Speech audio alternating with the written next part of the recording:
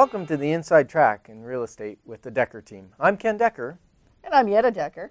And today we're going to talk about an exclusive buyer representation. Now, exclusive buyer representation.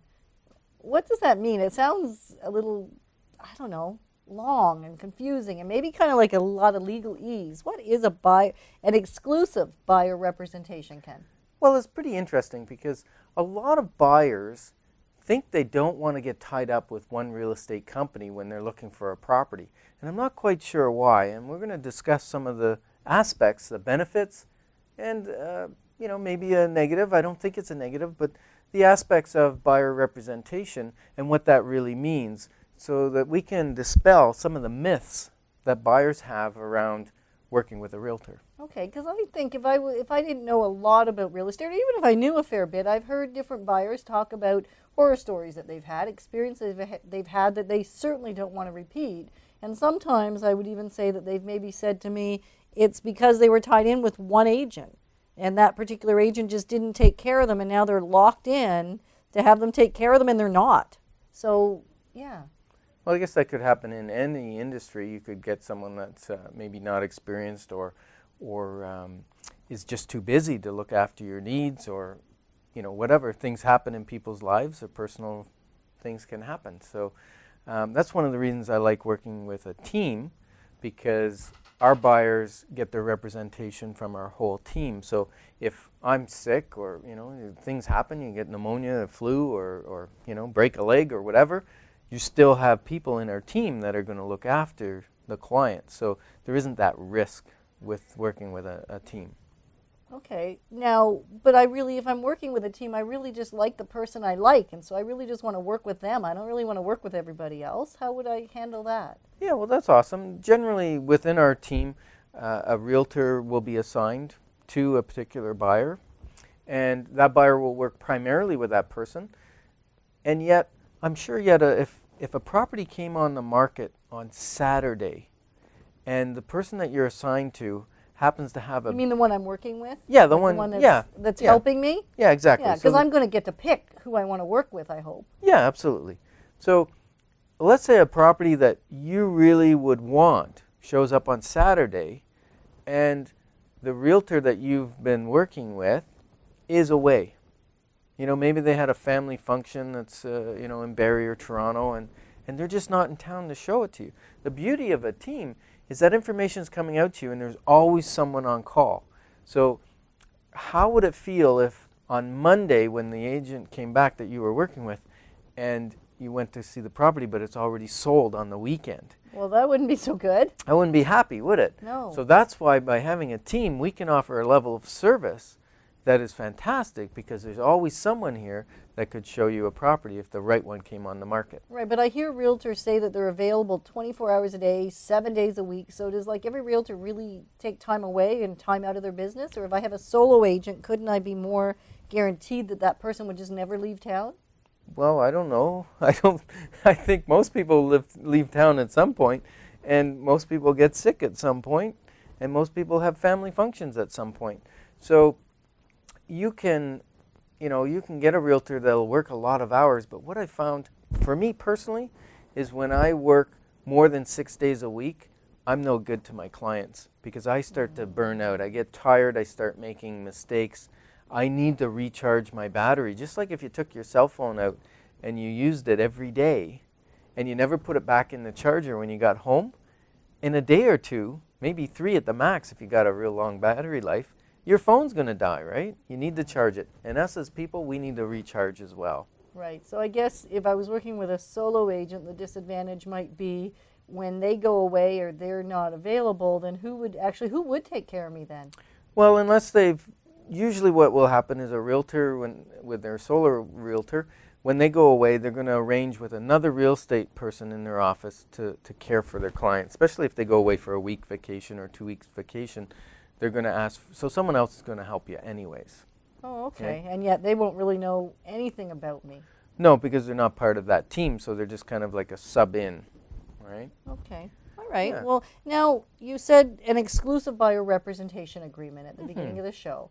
Now, that sounds like I'm tied in. How long am I tied in for life? Like, what if it's not working well? What am I going to do? Yeah, well, that's a good question. Buyer representation is a contract. Just like a seller can sign a contract to have their house sold by a real estate company, since 1994, buyer representation's been in Ontario, and we can have a buyer sign an agreement with us to have us help them find a home. And that contract is for a specific period of time, depending generally on what the time frame of the buyer is. If the buyer is going to buy, they say, well, I need a house in the next 60 days because I'm sold mine or I'm moving into town or whatever, then we'll make a short time period, probably 60 days. If the buyer, if you're looking maybe a year out and you just need help getting your finances in place, cleaning up your credit score or anything like that, then we may make it a year long, because that's probably when you might be buying a house. Now you might say, well, what if my realtor's no good? And that's a matter of what that you is said. my question. Well, yeah, or they're not meeting up to my expectations. It's not Right. that they're maybe no good. That's why the Decker team has an easy out guarantee. So within 24 hours, if you tell us we're not doing what you thought we would do for you, we're not representing you, and we can't fix it, then we're going to let you, the buyer, out of our buyer representation agreement, provided we're not in the middle of negotiating an offer on a property. That would be a little tricky. Yeah. Because then I would think, just from what I know of the real estate industry, which is a fair bit, I have been at it for, I guess, almost 2.5 decades. And so my understanding is how we would do it is if you're in the middle of negotiations already, it's really difficult not to continue to represent the person you're representing. Mm-hmm. And so you would be breaking some legalities that way by just stopping cold Right. and not caring Right. for them. Right. Now some buyers say to me, well, I'd rather just go around and look at open houses and just go look at the property with whoever has it listed, Yeah. or I want to go see for sale by owners, or I want to go see new construction. Well, the neat thing with exclusive buyer representation is we can represent our buyer on all of those properties. So they're not limited to the type of property that they can buy. So they have access to all of it. If they simply go and say, well, I just want to buy for sale by owner properties, well, for sale by owners make up about 10% of the market. So they're actually excluding 90% of the properties for sale by saying, I want to shop for sale by owners. And it's interesting because the people that say to me they want to shop for sale by owners is they want to save the commission. Right, which makes sense. Well, it does, except the people that are selling for sale by owner, guess why they're selling for sale by owner? They want to save the commission. Yeah, so two people can't save the commission at the same time. And typically for sale by owners have not had the expertise of a real estate agent to set the price, because when a real estate agent puts a property on the market, there's a cost for them for advertising and marketing that property and promoting it. And so they want to make sure that the property's at a price that meets the market and they can actually get it sold. Right, because it's no fun to have a property sit and sit. Exactly. So here we go. What kind of representation can you get from a realtor? Well, there's two types. Okay. Right? One is customer representation. And customer representation is, simply put, we're not representing you, we're giving you customer service. And customer service means we owe you due diligence, we owe you professionalism, we're not going to lie to you, we're going to give you the information that you asked for. Okay? Now with a client, also customer have no loyalty to any one real estate company. They can go and work with any real estate agent or real estate company that they want at any time. There's no exclusivity. Okay? Okay. Now when we go to client representation, we give them everything that a customer gets, and then we owe them fiduciary responsibilities. Now that's a big word, Ken. What is fiduciary responsibilities? It is. Think of a lawyer. When you go to see a lawyer's representing your interest, and they keep things you say to them confidential. Same thing in real estate. If you're working as a customer and you tell me something about the house that you want to buy, as a customer, I don't owe you any loyalty or fiduciary responsibility. So I then am actually working for the seller. So in other words, anything you say can and will be used against you in the negotiations of the offer.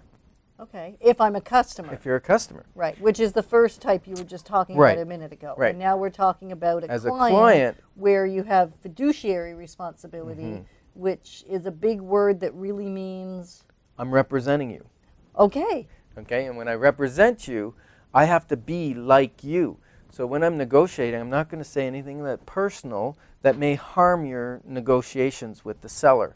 I'm only going to present what's on paper.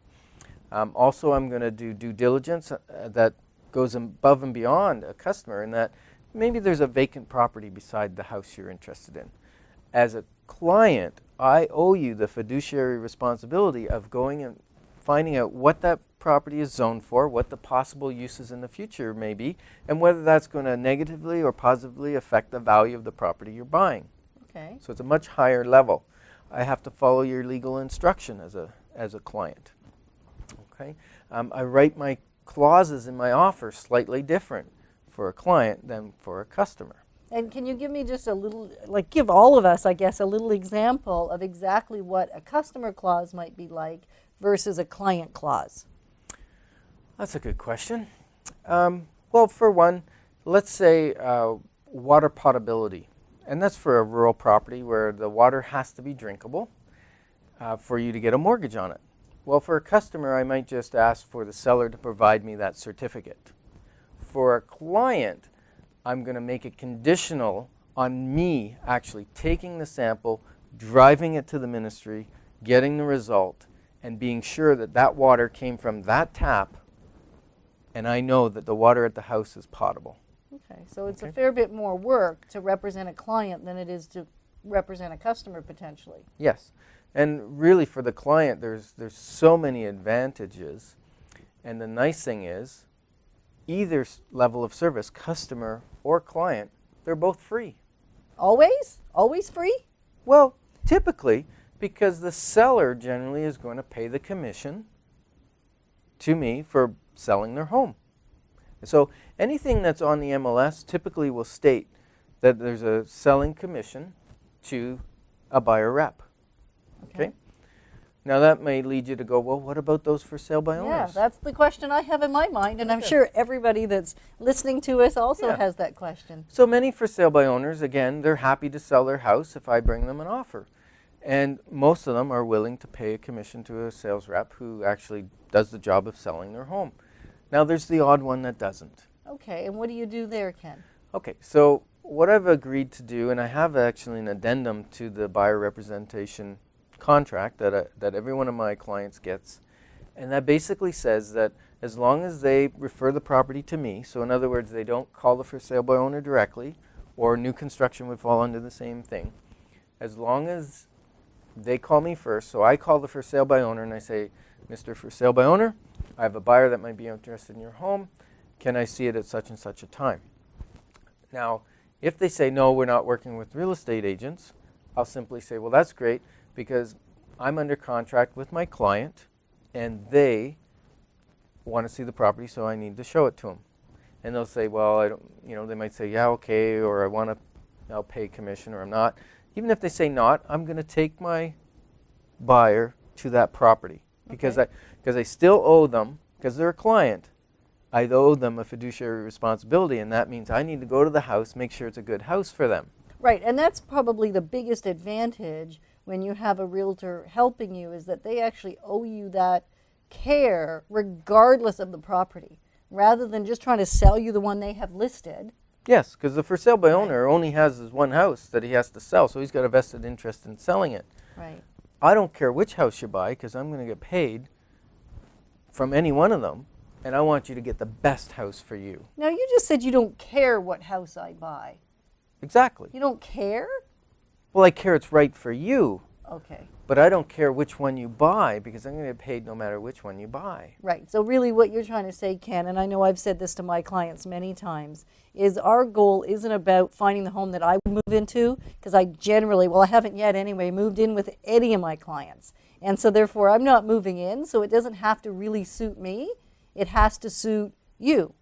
We've listened to what you've said about what's important to you, what your family makeup is, and everything that would matter in your world. And so therefore when we're looking for the perfect house for you, it's really about finding the perfect house for you. And when I say perfect, if it meets 9 out of 10 of your criteria, if it falls in a scale of 9 to 10, 1 low, 10 high, then it's pretty much a perfect house. Would you say? Yeah, exactly. And as a matter of fact, we are so sure that we'll find you the right home. We have a guarantee, don't we? We do, and our guarantee is simple. It's love your home, or if you've decided within the first 6 months of moving into your home that maybe it's not the right house for you, it's not the right neighborhood, it's not the right style, or for some reason you've really discovered it's not right, then we're going to sell that home for you without charging you a listing fee. Right. And it's called Love Your Home, or we'll sell it for free. Yeah, that's a great guarantee. It is. So now back to the client. So the client goes to we show the for sale by owner. Right. Sorry, Okay. I did get you off track Yes, you there, did. but you're very good at getting back, Ken. So we show the for sale by owner property, and my client says, well, I'm kind of interested in it. Now I'm going to go back to the office, and I'm going to do, whether it's a for sale by owner or any other property, I'm going to do a complete, what we call a CMA, a comparative market analysis. And I'm going to look for properties that have sold that are similar to the home that you like. And that way, when we go to put the offer together, you know exactly what other buyers have bought other homes for in the neighborhood. And that's important so that you are kept safe, because the last thing I think you want to do is think that maybe you overpaid for a property. I hear that coming from my clients, mouths quite often, that they think when they bought a house X number of years ago that they actually overpaid for the property. And my question always is, did you see an analysis of what was going on in the neighborhood at the time? And that analysis would include, as Ken said, all of the homes that have actually sold recently that would be somewhat similar to the one that you're looking to purchase.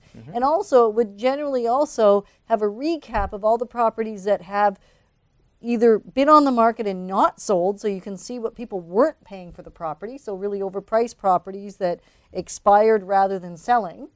And then also I would think it would include properties that were currently on the market.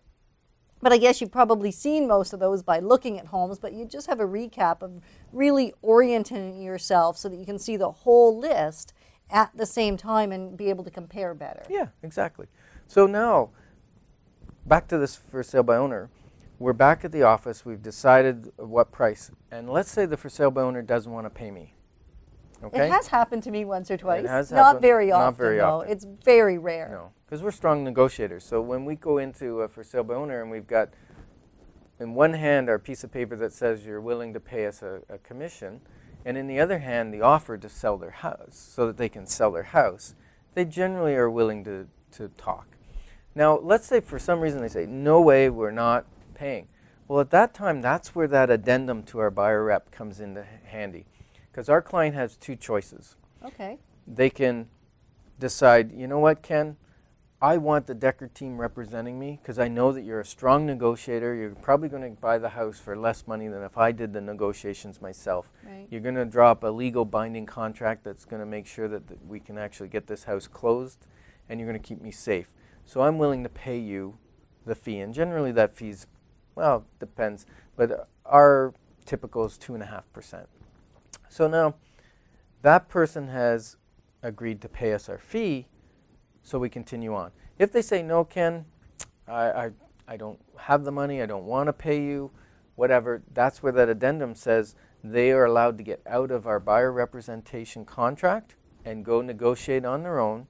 Now they're going to be responsible for their own liability. So Keller Williams and the Decker team will no longer be responsible for protecting the best interest of that buyer. So the buyer is going to write up their own offer.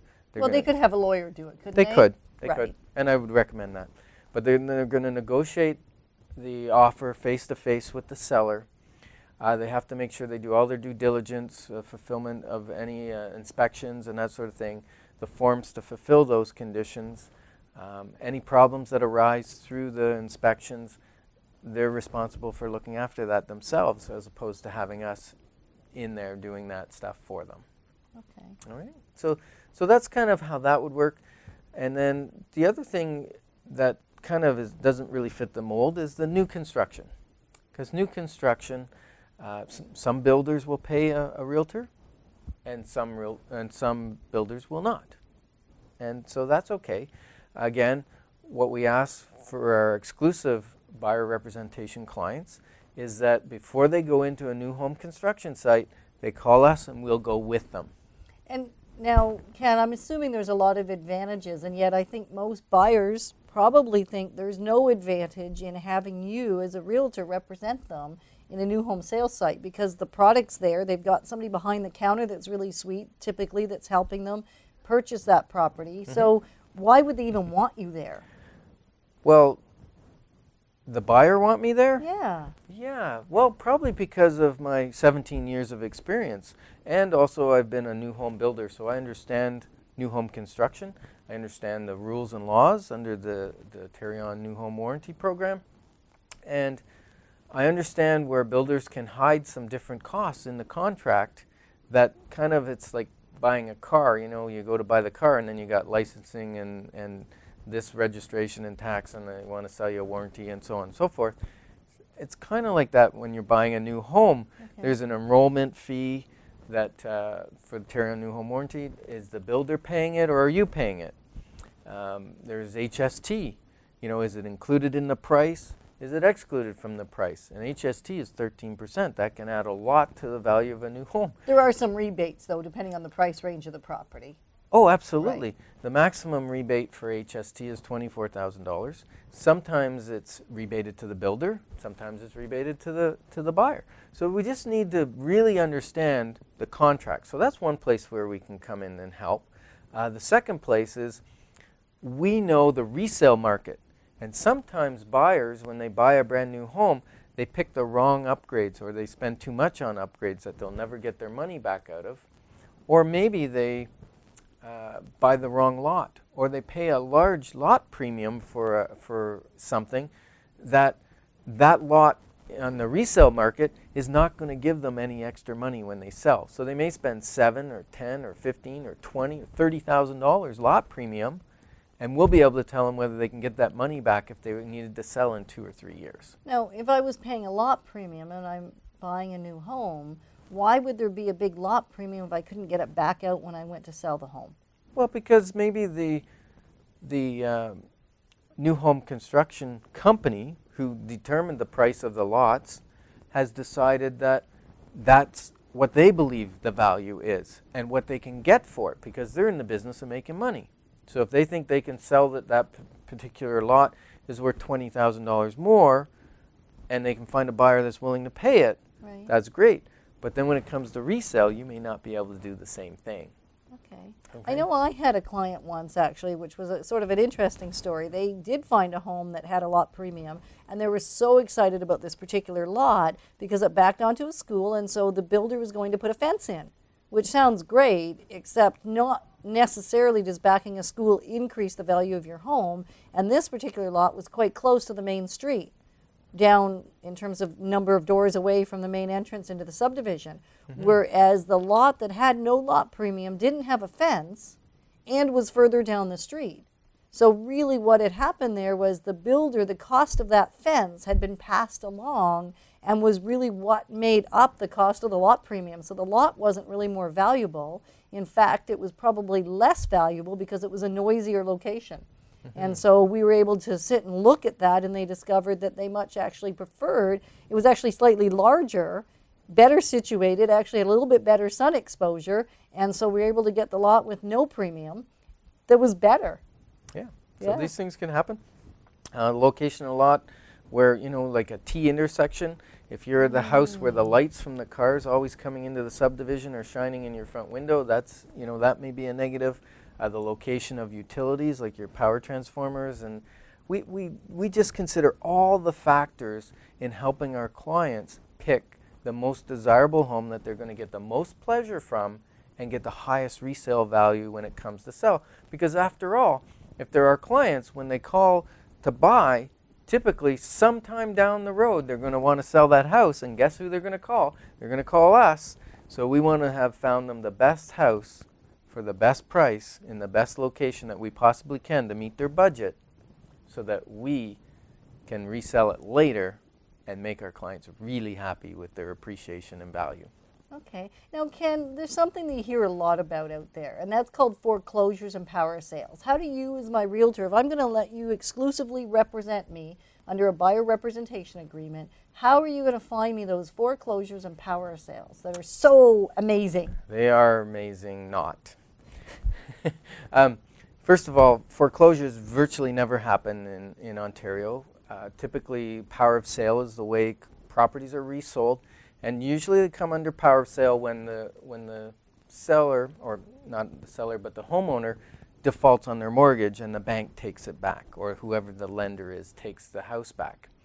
Now, under Canadian law, the banking institution that took back the property has an obligation to the original owner to get as much money as possible for the house. But I thought they were bargains. Well, maybe after a while. The other thing is, those power sales are typically in poorer condition because the seller didn't have money to pay the homeowner didn't have money to pay their mortgage, Right. so they also didn't have money to do the ongoing maintenance of the home. So Right, that's typically probable. they're run down a little more. So yes, they might sell a little under market, but you also get no warranties, no guarantees. You buy the house as is, where is. So it's a little riskier. Now, if I was going to do inspections, though, because I have bought some power of sale property and that have turned out to be good value, Yep.